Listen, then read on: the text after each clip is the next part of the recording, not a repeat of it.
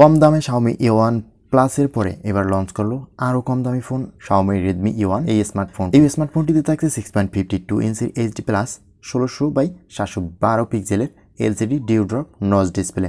পারফরমেন্সের জন্য এতে ব্যবহার করেছে মিডিয়াটেক হিলিও A22 একটি প্রসেসর।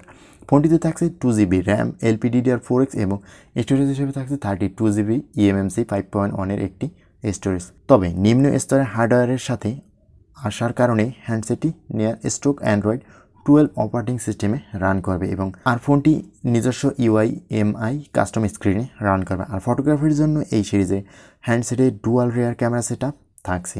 এই ক্যামেরাগুলি হলো 8 মেগাপিক্সেলের প্রাইমারি সেন্সর এবং সাথে একটি 2 মেগাপিক্সেলের সেকেন্ডারি সেন্সর। আর সেলফি এবং ভিডিও কলের জন্য ডিভাইসটিতে থাকছে 5 মেগাপিক্সেলের একটি ফ্রন্ট ফেসিং ক্যামেরা।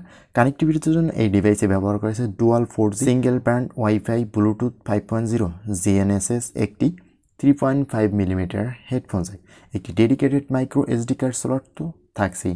পরিশেষে পাওয়া যাবে ব্যাকআপের জন্য A1 ফোনটিতে 10 ওয়াটের ফাস্ট চার্জিংয়ের সাথে একটি 5000 mAh ক্যাপাসিটি ব্যাটারি। ওভারঅল এই ফোনটিতে সব কিছু থাকলেও থাকছে না ফিঙ্গারপ্রিন্ট সেন্সর। এছাড়াও এই ফোনটির ডিজাইন অলমোস্ট A1 প্লাসের মতো। তো ওভারঅল সব কিছু বেটার মনে হচ্ছে এই বাজেটে। 10,000 টাকার মধ্যে পেয়ে যাবেন বাংলাদেশ মার্কেটে খুব রিসেন্টলি। তো আজকের ভিডিওটি এই পর্যন্তই, কথা হবে নেক্সট কোনো ভিডিওতে। ততক্ষণ পর্যন্ত ভালো থাকবেন, সুস্থ থাকবেন। আল্লাহ হাফেজ।